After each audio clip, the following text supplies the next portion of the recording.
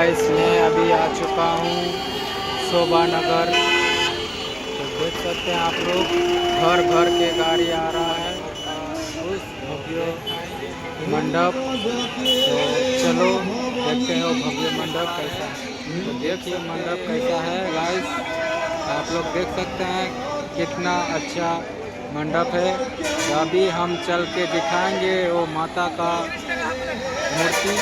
तो चलो देखते हैं माता का, काली माता को देखते हैं। चलो इस माता का मंदिर में कितना भीड़ है गाइस, ঘটনা ঘটিয়ে আপনারা অযথা ভিড়ের চেষ্টা করবেন माता না। का भव्य मंदिर আমাদেরকে है। আপনারা সহযোগিতা করুন।